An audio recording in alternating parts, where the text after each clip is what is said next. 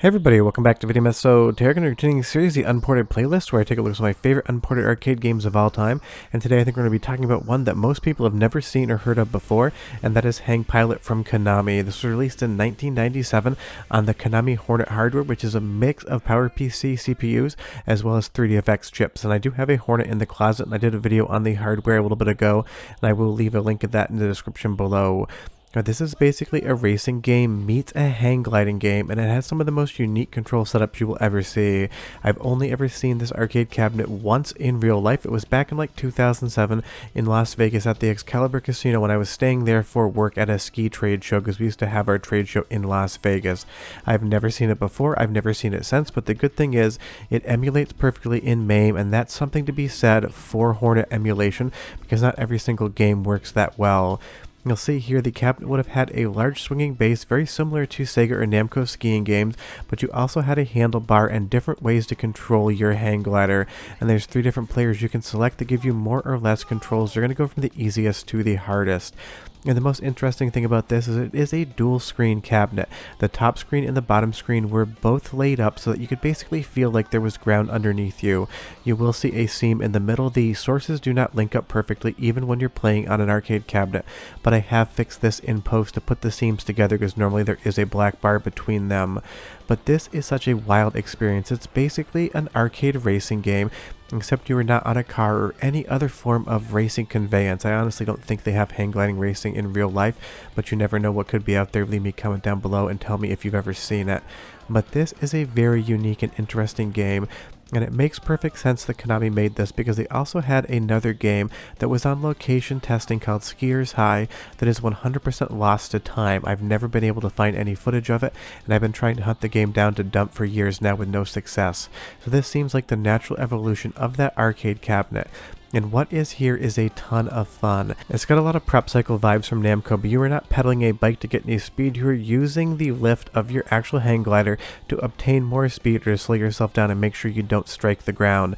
And that is the name of the game. You'll see here I hit a few trees, but I was still able to finish first.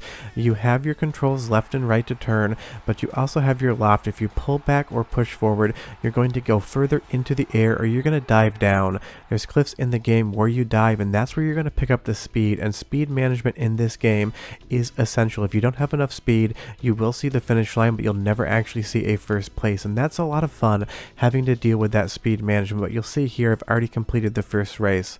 This is a very short game. If you load it up on MAME or find an arcade cabinet, you can see absolutely everything it has to offer within 10 minutes or less. You'll see here I've gone to the next player, and we're going to go to the medium course. You get 3 courses in the game, so it is relatively limited, but it is fun. And when you go to the medium player, you're going to get a new tutorial on how to play the game, and it's going to give you more controls because now on medium, you're not going to have automatic speed control. You are dealing with all of the speed yourself. You pivot left and right to turn your hang glider, and you're going to speed up or slow down based upon that bar in front of you if you're actually on an arcade cabinet. In this instance, I've mapped it to analog controls within MAME. And I may very well convert my Silent Scope board over to a Hang Pilot once I figure out the controls, because honestly Silent Scope is a little bit too much of a conversion outside of an arcade cabinet. But this is just Konami playing around, experimenting. I miss this generation of arcade games, Sega, Namco, Konami, all making these gigantic amusement cabinets where the control scheme was really the start of the show, because this is not something you could really do in a home console market even in 1997. Sure, you could convert this over to something like the PlayStation 1 or Nintendo 64, and obviously we had Pilot Wings on Nintendo 64, so we know that gameplay is possible, but the control scheme of this really emulates the feeling of actually hang gliding. I've never done that in real life, but I have done base jumping, so I do understand the premise of how to speed up and slow down and turn left and right. But honestly, that's why I love this game so much. It's one of those unique arcade cabinets that I feel like most people have never even heard of, so do leave me a comment down below and tell me, did you know Hang Pilot existed, or this is the first time you're hearing about it? And if you do know where there is an arcade cabinet, tell me down below, because I have not seen this game in almost 17 to 18 years now, and I would definitely love to check it out again. If I had unlimited space, this is the type of thing I would try to find a full-size cabinet for, just to have it in my collection, but unfortunately living in a condo in Chicago, you really gotta pick and choose what you use your space for, and I do not have the space for a Hang Pilot. But as we navigate through this level, you will see that it's comprised a little bit of the beginner level as well. You really honestly get 2.5 courses in this game because beginner and normal are going to be basically like 50% of the same race. And I was able to collect another first place finish. I can put my initials in and you get a fun little replay, although it does stop before you see the finish line, so it's not a full replay of the race. And the one thing I wish this game did was give you more content. But I can't really strike it for that because honestly, from the perspective of an arcade game, you weren't there for 30-40 minutes of gameplay. You were just there to make sure you had a fun time and experience something new. So let's move over to the hard mode right here and take a look at what this course has to offer, because this is one that is completely different than the first two you've seen. And now that we're on the expert racer as well, it's going to give you even more control granularity. This is where I recommend you end up if you start with beginner, because this is giving you the full experience of the game. If you want to play hang pilots, definitely utilize all of the different controls. And again, on a standard analog controller, I played this on an Xbox Series X. This is going to work very well in MAME, and that is always awesome. But you'll see here, I even love this intro. You get this little fly through, get to go behind your hang pilot, and then you jump off the platform and start racing. It's such a unique game, and I can't really think of anything else that quite does it like hang pilot. So if you can think of anything, tell me down below. But this course becomes infinitely more difficult. There's more turns, more obstacles, and everything you strike is definitely going to affect you. You'll see here, you definitely want to keep that speed up into the turns as well. But it's got a really fun soundtrack, so I'll give you a 30-second sample of that. I'll come back and tell you a little bit more about the history of the Konami Hornet hardware as well as hang pilots, because the hardware is quite innovative and interesting. But enjoy the soundtrack as it is quite good.